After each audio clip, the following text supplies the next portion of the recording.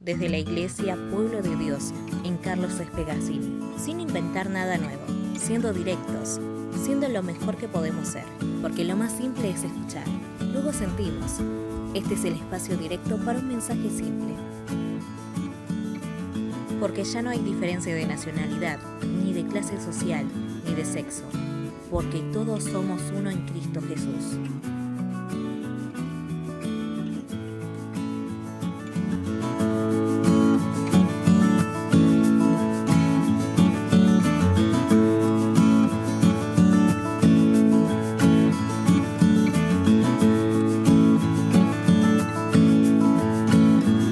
Capítulo 2. Así que recomiendo ante todo que se hagan plegarias, oraciones, súplicas y acciones de gracias por todos, especialmente por los gobernantes y por todas las autoridades, para que tengamos paz y tranquilidad y llevemos una vida piadosa y digna. Eso es bueno y agradable a Dios nuestro Salvador, pues Él quiere que todos sean salvos y lleguen a conocer la verdad. Porque hay un solo Dios y un solo mediador entre Dios y los hombres, Jesucristo hombre, quien dio su vida como rescate por todos. Este testimonio Dios lo ha dado a su debido tiempo, y para proclamarlo me nombró heraldo y apóstol. Digo la verdad y no miento. Dios me hizo maestro de los gentiles para enseñarles la verdadera fe. Quiero pues que en todas partes los hombres levanten las manos al cielo con pureza de corazón, sin enojos ni contiendas. Pablo está hablando acá de la oración, sin ningún lugar a dudas. Está hablando de no solamente de la oración como una práctica o como una disciplina espiritual. La oración, el ayuno, la contemplación, todas esas se llaman, teológicamente, se llaman disciplinas espirituales. Es una materia aparte que se estudia en el seminario, que son todas esas disciplinas espirituales, y se ve cuáles son las motivaciones, la forma de hacerlo, las formas bíblicas y todo ese tipo de cosas. Pero Pablo está hablando de una disciplina espiritual tan importante como es la oración, ¿no es cierto? De todas las actividades que realice una persona cristiana, que a lo mejor no realiza una persona que no concurre a la iglesia, que no es cristiana, y que forman parte de lo vital de la vida, ¿no es cierto? Vital de la vida, digo, cometiendo esa entre cacofonía y esa cosa, ¿no? Que la oración, dentro de todas las cosas que hace un cristiano, es una de las más importantes, y que es vital, porque da vida, y nos pone en sintonía con Dios y todas esas cosas que sabía. Ahora, de todas las disciplinas espirituales, es una de las que más preguntas nos hace surgir en nuestra vida, ¿no es cierto? Sobre todo porque cuando tenemos una idea romántica, digo idea romántica cuando digo idea, algo idealizado, algo totalmente idealizado como la oración. La oración se idealiza mucho en el ambiente cristiano, y se mal idealiza. Se idealiza de una forma mala, negativa, que trae demasiados problemas a las personas. Cuando uno, esto tiene la mayor relevancia de la oración, es cuando uno está en los problemas más graves de su vida, cuando uno está entre la espada y la pared, cuando está en esos momentos en los cuales uno pierde el control de las cosas, cuando uno pierde totalmente el control de la situación, cuando uno se ve encerrado, cuando uno mira para todos lados o busca soluciones y no las encuentra. Ahí la oración cobra un sentido mucho más importante. O ante catástrofes tremendas, ¿no es cierto?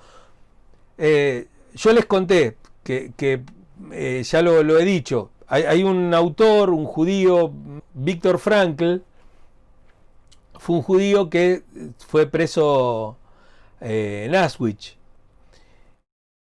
y estuvo en el campo de concentración, y fue de su grupo familiar, madre, padre, hermanos, todo, fue el único, hijas, esposa, todo, fue el único que salió vivo de Auschwitz. Y él escribió, al menos de los que yo he leído, después escribió otros, pero no voy a hablar porque no lo leí, o sea, pero escribió 2 libros. Uno se llama El hombre en busca del sentido. Y después otro que es muy interesante, que se llama La presencia ignorada de Dios. Y la pregunta que se hace ahí es, ¿dónde estaba Dios mientras estaba pasando esto? Él se hace esas preguntas. Porque en verdad el judaísmo, tanto como el cristianismo, también lo que pasa es que los cristianos parece que lo que le pasa a otro no nos pasa a nosotros. Entonces nosotros estamos muy preocupados por los cristianos, ¿no es cierto? Nosotros estamos muy preocupados por aquellos que piensan igual que nosotros. Los que piensan distinto que nosotros, bueno, qué sé yo, que se ocupe Dios, ¿no? Matémoslos a todos y que Dios los clasifique, decía un dicho, ¿no? Somos en cierta forma misántropos, ¿no es cierto? La humanidad es una porquería. Misantropía es el odio por la humanidad. Somos así misántropos. Bueno, el mundo es una porquería, bueno, el mundo tiene lo que se merece, bueno, el mundo, como si uno fuera como si yo hubiera nacido en una luna de Júpiter. Entonces no se entiende que nosotros estamos inmersos en el mundo y que tenemos que orar por todo el mundo y que tenemos que no solamente orar, sino participar, sino integrar y sino estar ahí. Las personas que no creían en Dios creyeron menos después de la Segunda Guerra Mundial. Las personas que por ejemplo, como el pueblo judío tuvo una crisis de fe fenomenal. Muy profunda la crisis de fe que tuvo, porque, bueno, ¿dónde estaba Dios mientras estaba pasando esto? Y después pero dentro de toda esa, la fe en los momentos de profunda depresión o de profundo sensación de que nada puede cambiar. Cuando la gente iba a las cámaras de gas, muchos iban cantando la Shemá, ¿no es cierto? La Shemá ya saben cuál es, ¿no? de la que habla Jesús también. Oye Israel, tu Dios uno es, ¿no es cierto? Los cristianos iban cantando, no sé, Sublime Gracia rumbo a las cámaras de gas, porque no solamente mataron judíos así, mataron un montón, o sea, eran todos los disidentes, los enfermos, los que tenían enfermedades incurables, los que, qué sé yo, te mataban por feo, prácticamente por respirar te mataban, las mujeres, los niños, todos aquellos que no servían para ellos, iban todos a las cámaras de gas o eran fusilados o algo. Entonces, bueno, cada una de esas personas en ese momento se acordaba de la fe. Y había otros que la terminaban negando, ¿no es cierto? Estaban esos dos puntos. Los que no tenían fe entraban insultando a todo el mundo, y los que tenían fe entraban con la mente en alto, con la cabeza en alto, mirando a sus opresores y, bueno, rindiendo su vida a aquel que tenía el poder para resucitarlos, básicamente. Entonces, la Segunda Guerra Mundial ha traído un cambio en la forma de pensar. Y nosotros decimos, bueno, pero la Segunda Guerra Mundial pasó hace 70 años. Pero murieron como 200 millones de personas. No, o sea, 6 millones son de judíos, pero ¿y el resto? Los gitanos, los homosexuales, el odio racial que había, los polacos, todos los comunistas. Y mientras tanto, desde otro lado, el régimen comunista de Rusia estaba matando millones de personas. No nos olvidemos que Stalin mató millones de personas también. Y que encima su gobierno duró mucho más.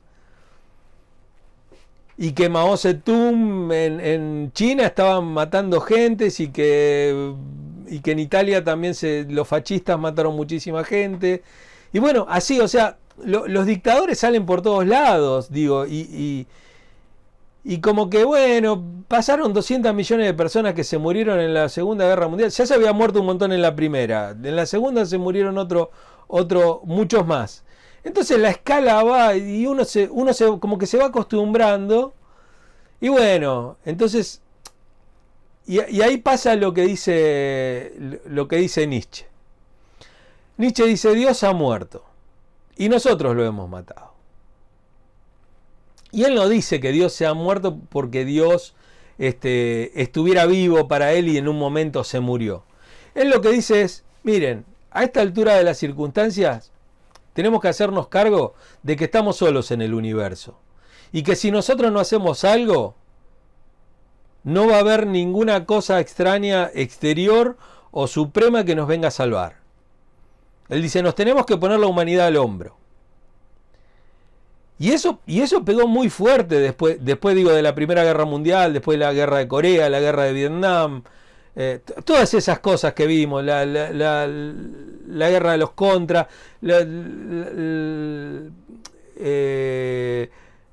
Palestina, Egipto, bueno, todo ese tipo de cosas.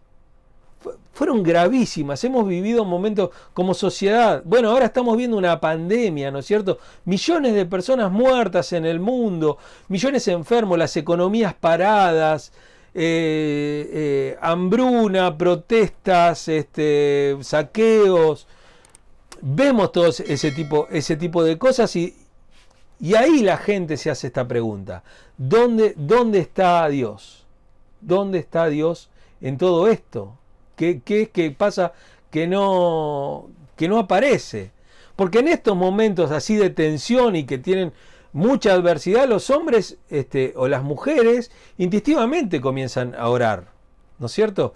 Y la mayoría de nosotros piensan en Dios y se acuerdan de las posibilidades de la oración cuando están desesperadamente necesitados. Vemos que no podemos controlar lo que está pasando y ahí es cuando nace el clamor, ¿no es cierto?, de la oración. Y este tema de la oración es una de las cosas de la vida cristiana que de las que más se habla en la iglesia, se piensa y se escribe, pero se lo hace livianamente. Se lo hace desde un punto de vista muy infantil, mal hecho, ¿no es cierto? Y vuelvo a la Segunda Guerra Mundial, ¿no es cierto? Lo veo porque es lo que más... Si yo le hablo, qué sé yo, de la crisis de los Contras en Nicaragua, no sé cuántos tienen idea de esas cosas. O qué sé yo, de la crisis en Egipto durante los años 70 y 80. No sé cuántos tienen esa información, pero la Segunda Guerra Mundial la tenemos todo clara. Entonces, las personas...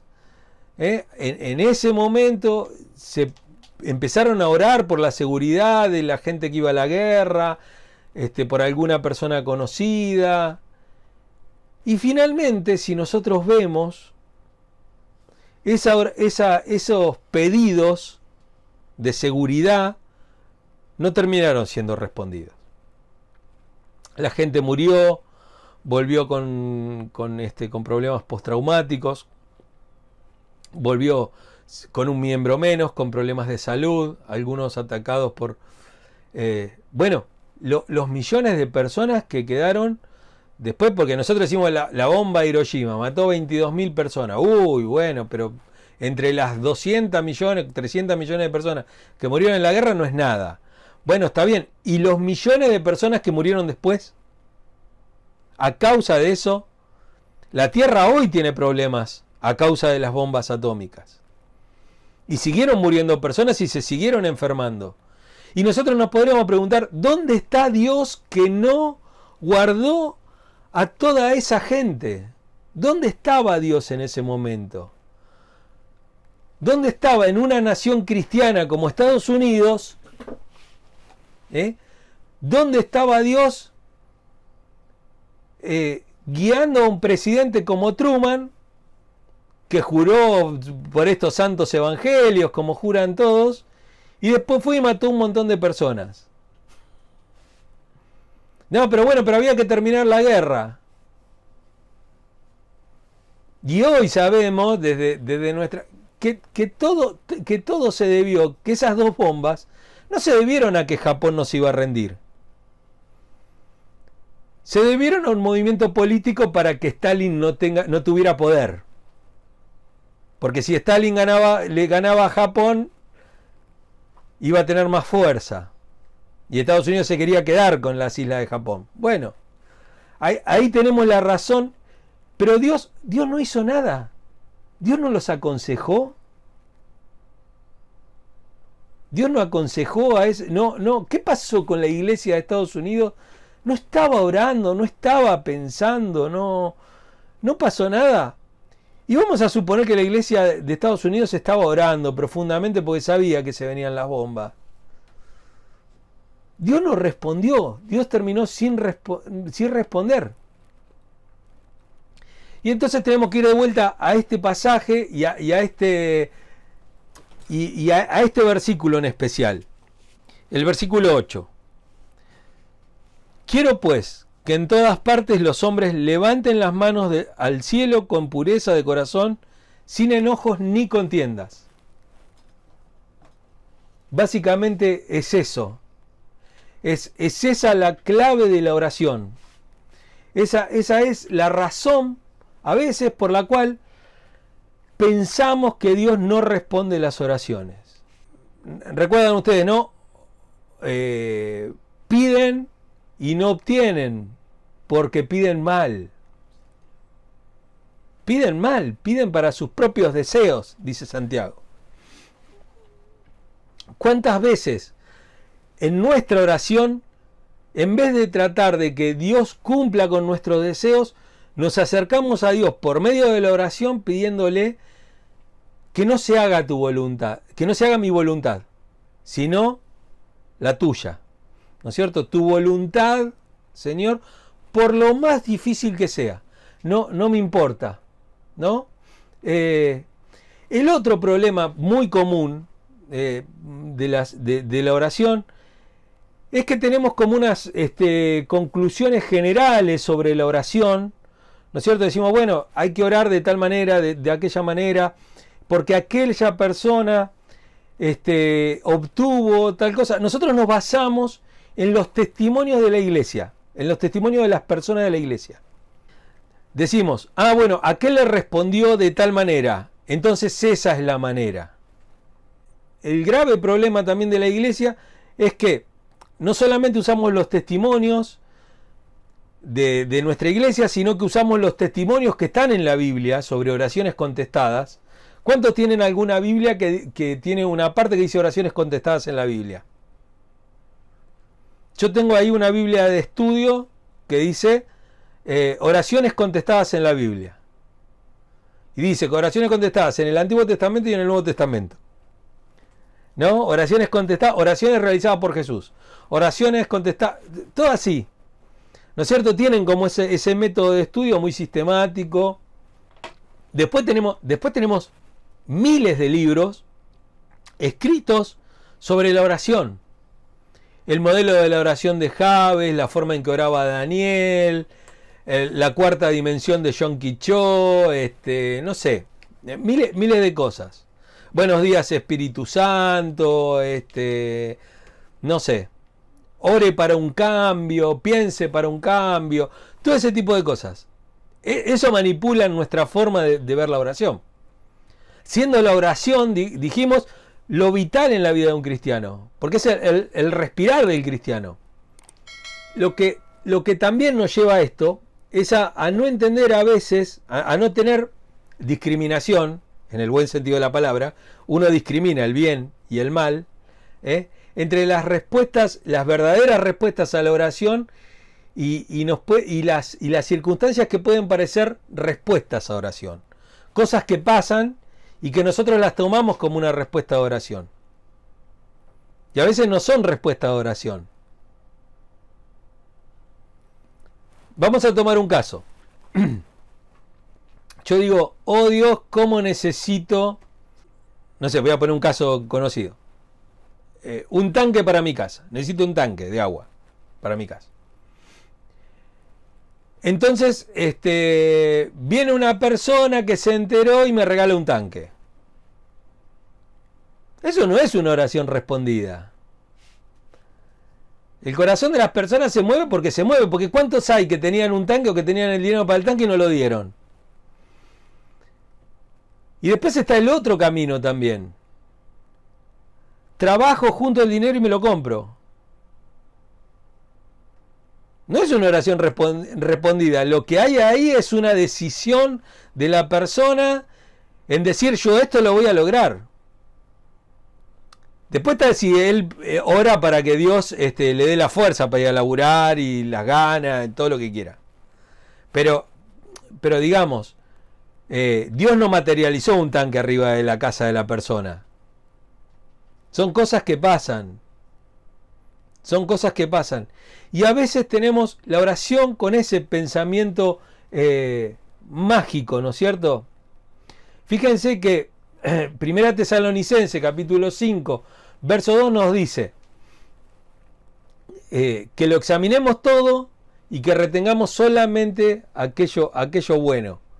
A veces cuando nos cuentan esos testimonios de que no sabes, yo estaba orando y pasó tal o cual cosa. Bueno, hay que examinarlo eso y retener lo verdaderamente bueno, lo verdaderamente real y la emoción de la persona. La persona se emociona porque uno cuando obtiene respuestas se emociona. Se emociona. Pero lamentablemente a veces esas cosas pueden llevarnos a pensar, este oró y le dio resultado. Entonces yo estoy orando mal. ¿Y dónde queda la soberanía de Dios y dónde queda lo que venimos estudiando y que venimos hablando hace mucho tiempo? ¿Dónde queda el control de Dios en todas estas cosas? ¿A dónde queda la voluntad divina? Lo mismo, se nos dice en la Biblia que hay fuerzas y poderes malignos obrando en este mundo que son tan hábiles, tan poderosas, pero tan sutiles también, que pueden llegar a imitar las obras de Dios y que pueden aún engañar a los elegidos. ¿No? Como dice Mateo 24:24, va a tratar de engañar incluso a sus elegidos.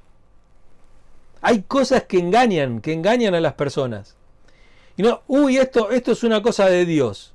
No todo lo que brilla es oro, ni todo lo que nosotros pensamos que es bueno es bueno. Las señales y las maravillas tienen que ser examinadas y zarandeadas, ¿no es cierto? Para que caiga lo verdaderamente bueno abajo. Uno ve noche de milagros, noche de no sé qué, de portentos y de maravillas y todo ese tipo de cosas. Y uno ve, no, porque a uno se le alargó la pata, al otro le creció la oreja, al otro le pasó y le pasó y le pasó. Bueno, todas esas cosas, incluso hasta bien intencionadas, porque vamos a suponer, está el que quiere juntar ofrenda, y está también el que le quiere dar un poquito de sabor a la reunión. Entonces dice, bueno, mira, vamos a hacer una cosa, vamos a poner 2 o 3 que digan que eran paralíticos, que les sanó un grano no sé dónde, y vamos a ponerlo ahí para que la gente, para crear un ambiente de fe. Esto no es algo que yo les estoy diciendo porque no lo conozco y porque No, esto lo sé. Esto lo sé. ¿No es cierto? Hay que estimular la fe. ¿No es cierto? En esa iglesia te queda oro en las manos o aparece oro en el celular y todo.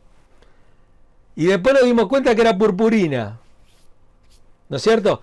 Pero eso sirvió para que la gente tuviera una mayor experiencia de fe y que lo hiciera crecer. La motivación no está mal. Lo que hicieron sí estaba mal, pero la motivación tampoco era mala. Pero está mal, pero está en nosotros el buscar esas cosas, ¿no? Y lo que acá nos dice este texto de 2 Timoteo capítulo 2 verso 8, ¿no? Que este texto lo que nos dice es que la oración tiene que estar basada y tiene que estar alineada con nuestro enfoque de cómo es la oración, de cómo es Dios, ¿no? Cómo debemos orar. Y Pablo dice de esta manera, ¿no? Dice, bueno, a ver, ¿quiénes tienen derecho? ¿Qué derecho tienen los cristianos de orar? Y Pablo dice así: quiero que todos los hombres, oren en todo lugar, no hay un lugar exacto para orar, levantando manos santas, ahora vamos a ver de qué se trata, sin ira ni contienda. Y ahí tenemos las claves de la oración. Ahí están las condiciones que Dios nos da. Entonces, vamos a ver la primera. La primera es que tenemos que levantar manos santas. Muchos dicen, hay que levantar manos santas. Bueno, entonces hay que levantar las manos cuando se ora. O hay que tener una cierta posición, o hay que levantar las manos así, de esta manera, ¿no? O hay que ponerse en tal posición para orar. La mayoría de los judíos oraba de pie y con las manos levantadas. Y lo vemos hoy en el Muro de los Lamentos, cuando vemos algún video o algo en el Muro de los Lamentos, cómo siguen orando hoy. Esa es la forma en la que oran. También este versículo está basado en la costumbre que tenían los judíos de que cada vez que iban a orar se lavaban las manos. Era una costumbre. El lavamiento de las manos antes de orar era una costumbre. Lo que quiere destacar acá Pablo con respecto a la oración y con respecto a esto de levantar manos limpias es que tienen que ser manos santas, ¿no es cierto? Y que representen el carácter santo de la persona. Esa santidad que dice Hebreos, ¿no? La santidad sin la cual nadie va a ver al Señor. Hebreos 12:14 para los que quieran anotar. Muy limpio eres de ojos para ver el mal, dice Habacuc 1:13. Y lo que nosotros vemos y entendemos es que el primer efecto que causa el pecado en nuestra vida y que es el resultado de la caída es quebrar la comunión que existe entre Dios y el hombre.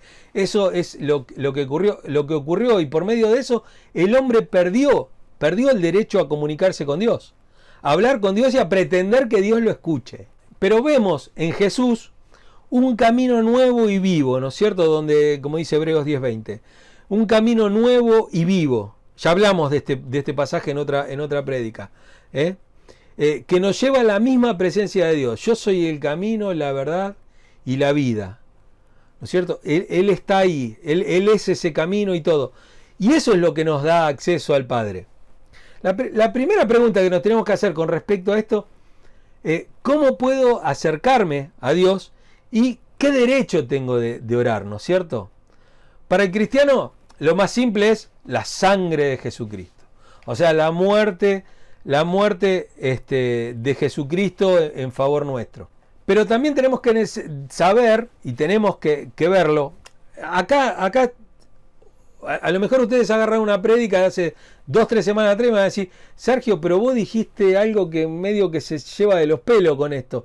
Y es que precisamente yo les dije, la Biblia, la prédica, el sermón te va a dejar con más preguntas que respuestas y certezas.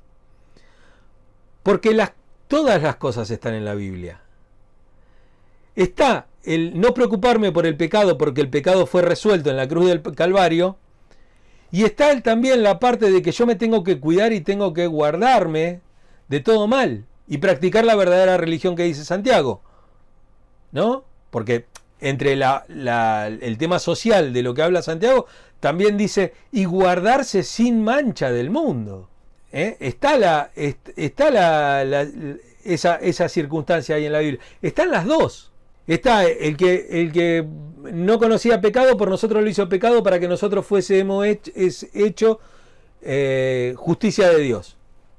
Está eso. Entonces, bueno, él no cometió pecado, Dios lo convirtió como si hubiera todos los pecados y yo tengo toda la justicia de Dios. Bueno, pero también está la parte en que uno se tiene que cuidar. También, y uno tiene que actuar en consecuencia a todo eso. Y muchas veces fallamos ahí. La necesidad de la limpieza y de y de mantener estas manos santas, son esenciales para acercarse a Dios. Y tienen una prioridad en esta cuestión que relacionamos con la oración. Salmo 66. Si en mi corazón hubiese yo mirado a la iniquidad, el Señor no me habría escuchado. Miren lo que dice el salmista. Si yo hubiera contemplado a la iniquidad, si yo la hubiera mirado, si yo la hubiera visto, no está diciendo mirar porque, bueno, uno basta mirar para cualquier lado en su vida y va a haber pecado. Pero digo, si uno hubiera visto con ganas, con todo eso, con tentación y con decir, qué bronca, che, que pertenezco a este pueblo de porquería que no puedo hacer las cosas que se me encantan, ¿no? Que es a veces la concepción que tienen algunos cristianos de la iglesia y de pertenecer a la iglesia. Si pasa eso, Dios no me escucha, dice el salmista.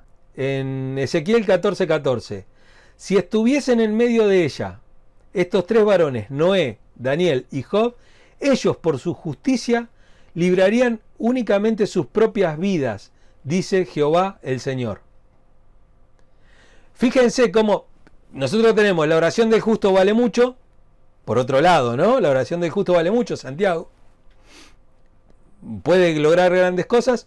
Y tenemos acá que en el medio de una circunstancia muy, pero muy complicada, aunque haya tres justos, y no pone cualquier justo, Noé, Daniel y Job. Noé, persona súper justa, el tipo que construyó el arca, elegido por Dios y todo. Daniel, todos hablamos de Daniel, Foso de los Leones, todo. Y Job, ¿no es cierto? Job, justo, recontra justo y súper probado por Dios. Si ellos oraran, ellos tres salvarían su vida nada más. Las circunstancias no cambiarían. En el capítulo 9 del Evangelio de Juan tenemos otra forma también. Otra cosa de... ¿Recuerdan cuál es la de Juan 9, no? El ciego de nacimiento. ¿Quién ha pecado? No, su padre. ¿Quién ha pecado? Todo. Y después los fariseos y los escribas y todo, tratando de hacerle decir que Dios no lo había sanado. ¿Recuerdan ustedes esa historia? Y él dice algo tremendo. Una persona recién convertida, recién convertida, dice: sabemos que Dios no oye a los pecadores, pero si alguno es temeroso de Dios y hace su voluntad, a ese oye. Juan 9:31, ¿no? Está ese pasaje. Fíjense cómo la importancia de la santidad, la importancia de mantenerse bien delante de Dios, de tener un corazón sincero, un corazón puro, un corazón que busque a Dios y que busque agradarlo. Y que busquemos limpiarnos las manos, no en el sentido literal, sino en el sentido totalmente espiritual, ¿no? Cómo limpiarnos las manos y guardarnos sin mancha del mundo. La segunda condición que nos habla acá este pasaje es sin ira. No significa tanto el enojo, la expresión del enojo como una cosa desamorada que uno tiene con el mundo. Que a veces la tenemos, pero no es que uno arranque a insultar o que tenga una violencia de mal genio, sino que tiene que ver con una condición permanente de mala voluntad, de malas intenciones, de resentimiento.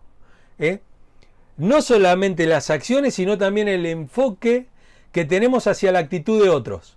Esta cosa de tener malas intenciones con los demás y de esta cosa de juzgar también. El tema de juzgar. El tema de juzgar a los demás sin ponerse en su lugar, sin tener misericordia, sin tener compasión. Todas estas tipos de cosas llevan a que nuestras oraciones no sean respondidas. A que no tengamos derecho a orar. ¿No es cierto? Si uno como hijo se porta mal, ¿qué derecho tiene de venir a exigirle algo al padre? ¿No es cierto? Vemos eso en Dios, ¿no? Y va a pasar, porque ahí va a pasar lo que decía el profeta Isaías. El profeta decía: este pueblo con su labio me honra, pero su corazón está lejos de mí. Su corazón, acuérdense, corazón, pensamiento, corazón, razonamiento, ¿no? Sepulcros blanqueados, ¿no? Por dentro está, bueno, así nos ve Dios. Y Jesús va a poner un ejemplo también en eso y dice, le dice a alguien que va a llevar la ofrenda, dice, si vas a llevar la ofrenda al altar y te acordás de que tu hermano tiene algo contra vos, andá, reconciliate primero y después andá y presentá tu ofrenda. Una de las partes también del Padre Nuestro, esa oración que nos ha enseñado Jesús, ¿no es cierto? Dice, como también nosotros perdonamos a nuestros deudores. Nuestra actitud tiene algo que ver con la obtención de resultados a la hora de la oración, de la obtención de algo bueno para nuestra vida y para los demás. En Mateo capítulo 18 está la parábola del siervo malo, ¿no? Que quien había sido perdonado y después no perdonaba a él, ¿no? Y Jesús le dice ahí en el versículo 35, dice, así también mi Padre Celestial va a hacer con ustedes, si no perdonás de todo corazón cada uno a su hermano sus ofensas. El tema es que no solamente eso, sino que a veces no perdonamos a Dios. Parece un poquito, suena feo no perdonar a Dios, pero parece que no lo perdonamos, ¿no? También porque no nos cumple las cosas que nosotros pensamos, o pensamos que Dios actúa con mala intención.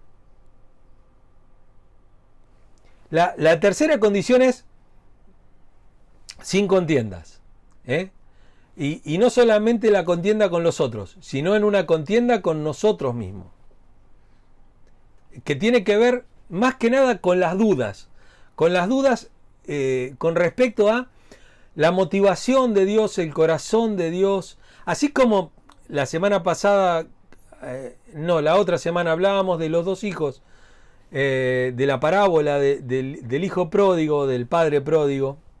Vimos que el grave problema ahí, lo más grave de todo, era que ninguno de los dos hijos conocía el corazón del padre.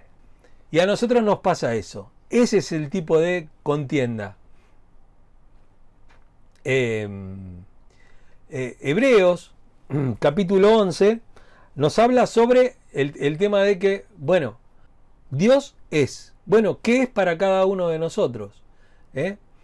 Cuando nosotros tenemos una posición difícil, extrema, y estamos en una necesidad extrema, donde se nos quemaron todos los cartuchos, donde ya no tenemos más cartucho para revolear por ningún lado, ya nuestra justicia propia ya no funciona, nuestras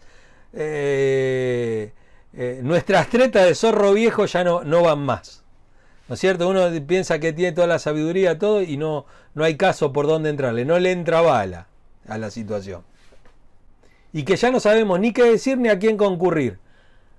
Entonces ahí es cuando recordamos que alguna vez hemos escuchado que alguno oró, vaya a saber por dónde, y que tuvo una respuesta que le solucionó todos los problemas, y vemos todas esas cosas. Y lo que hacemos es así como lanzar un grito en el medio de la oscuridad, ¿no? Un grito en el medio del silencio. Ahí cuando ya está todo apagado, ahí gritamos porque ya no nos queda más salida. No nos queda... a ver, tiramos como el último numerito de la quiniela, ¿no es cierto? Bueno, vengo perdiendo, a ver si me puedo desquitar con esta. Bueno, esa es la actitud que tenemos, y esa actitud es una actitud de contienda. Esta tercera condición y todo lo que vimos, ¿no? Esta cosa de estar en duda, ser escépticos con la situación, ser incrédulos, a lo que nos lleva es que si la oración no obtiene la respuesta que nosotros queremos, terminamos murmurando, quejándonos, decidimos que la religión no sirve, que no sirve ir a la iglesia, terminamos ofendidos con Dios. Y tenemos que ver que si no observamos esta cosa de no ir con contienda y ir con corazón realmente que esté que esté seguro de que Dios está ahí y que es galardonador de los que le buscan, ¿no es cierto? No se puede creer en Dios sin fe. Sin fe es imposible agradar a Dios, porque aquellos que le buscan deben creer que existe Dios, que Dios es, y aparte que le interesa que le hablen y que va a responder, ¿no es cierto? Pero si oramos a Dios para poder descubrir si la oración da resultados, a ver si me puedo explicar con esto. Uno a veces va a orar a Dios, bueno, a ver si pasa. Vamos de esa manera a Dios. Vamos, bueno, qué sé yo. Todas las otras cosas no dieron resultado. Vamos a ver si en esta Dios hace. Y lo tira como aquel que tira los dados, ¿no es cierto? Bueno, esa forma de oración equivale a un insulto para Dios. Es insultar a Dios. No debe haber en nuestro corazón dudas. No estoy hablando de dudas de que, bueno, las cosas que uno tiene duda todos los días, ¿no es cierto? Porque la duda es un camino hacia la fe. Es un camino hacia la fe la duda. Estoy hablando de pensar en Dios y dudar de que Él puede hacerlo. O que tiene interés. O que está ahí, simplemente. No con experimentos desesperados, sino con siendo serenos, y siendo serenos y siendo receptivos a la voluntad de Dios. Señor, María es una mujer espectacular para hablar de ella. Pero María de Nazaret, ¿no? Mamá de Jesús. Digo, mirá, la verdad, no entiendo cómo va a pasar esto porque no conozco a ningún varón, no conozco a nadie y todo, y vos decís que estoy embarazada. Pero conforme a la voluntad de Dios, que se haga en mí, ¿no? Yo soy tu sierva, aquí tenés a tu sierva, yo voy a aceptar lo que venga de parte de Dios. Aún así no lo comprenda o aún así me traiga un montón de problemas, ¿no? Teniendo la perfecta voluntad, en este caso con este ejemplo de María. La crisis en la cual vivimos en cualquier momento, y necesitamos y si sentimos la necesidad de orar, lo que tenemos que hacer es primero fijarnos cómo estamos, cómo está nuestro corazón. Limpiemos nuestras manos, purifiquemos nuestros espíritus y seamos establecidos en la fe. Parémonos firmes en la fe. Para finalmente decir, como decía, como dice Pablo ahí en la segunda epístola de Timoteo, ahí en el capítulo 1, en el verso 12, vamos de vuelta ahí a Timoteo para terminar. Porque fíjense esto es, dice, porque por ese motivo padezco estos sufrimientos, pero no me avergüenzo, porque sé en quién he creído y estoy seguro de que tiene poder para guardar hasta aquel día lo que le he confiado. Esa confianza plena, yo sé en quién he creído. Yo sé en quién he creído. Sé que es galardonador de los que le buscan. Y que como personas podamos aprender más a ocuparnos de exaltar la gloria de Dios y de encontrar a un Dios tan sorprendente como el que tenemos, que buscar la gratificación de nuestros propios deseos, de buscar satisfacer nuestras necesidades. Buscad primeramente el reino de Dios y su justicia, y lo demás va a ser añadido. No es lo demás, bueno, todo el dinero del mundo, todo el oro del mundo, toda la salud del mundo, todos los country del mundo, todas las casas del mundo. No es eso. Todo lo demás va a ser añadido. Todo aquello que necesitamos va a ser añadido porque Dios tiene cuidado de nosotros. Creo que estas son las preguntas que nos tenemos que hacer como cristianos, y obviamente después en una cosa comunitaria como iglesia, para decir cuáles son nuestros deseos y cuáles son los designios o la voluntad de Dios en todo esto. ¿Cuánto hay de querer abrir la iglesia en nuestros deseos? Yo hago una pregunta y le hago una pregunta como iglesia, comunitaria. No la estoy haciendo a vos, que te digo. Porque así entramos todos. Porque ustedes me pueden decir, bueno, sí, pero yo estoy acá, estoy en la reunión de Zoom, estoy acá, yo participo y estoy siempre. Pero yo les hago esta pregunta. ¿Cuántos de ustedes en estos 9 meses se han preocupado por la iglesia, por los hermanos, por la ofrenda, por las necesidades del otro, por qué hacer con la sociedad, cómo vamos a salir de esta, qué pasa con los que no tienen trabajo, cómo podemos hacer? Y aparte fueron 9 meses que se pudo tener, y digo 9 hasta ahora, pero van a ser más seguramente, 1 o 2 meses más seguro. Digo, ¿cuántos han planificado cosas para cuando volvamos y han tomado la decisión de decir, cuando tuve la oportunidad, no lo hice? Y ahora que no tengo la oportunidad, lo quiero hacer. Bueno, la próxima vez me va a agarrar con ganas de hacerlo. Simplemente hay que ver las comunicaciones en este tiempo. Esta es la forma de comunicarnos ahora. Esta es la forma de ser iglesia y esta es la forma de tener comunión. Es lo que hay. Tengo un amigo que tiene la frase, lo ideal es enemigo de lo posible. Lo ideal sería estar en la iglesia. Hoy a la mañana, todos juntos ahí, adorando, cantando y escuchando la palabra de Dios en la iglesia. Lo posible es esto. Pero si uno busca solamente el ideal, no es posible. No es posible. Y entonces decimos, bueno, si no es de esta manera, nada. Así pasó con Jesús. Jesús era un libertador y era el Mesías. Los quería libertar en la parte espiritual y los quería libertar en la parte de comunión entre ellos. Y ellos no, ellos querían una libertad del pueblo de Roma. Y dijeron, bueno, eso sería lo ideal. Lo posible es esto, tener un Mesías pobre, pero que nos brinda una libertad espiritual, nos saca de la opresión de la religión y nos hace ser más hermanos y más amables entre nosotros. Eso es lo posible. Eso no lo quiero. Entonces nada.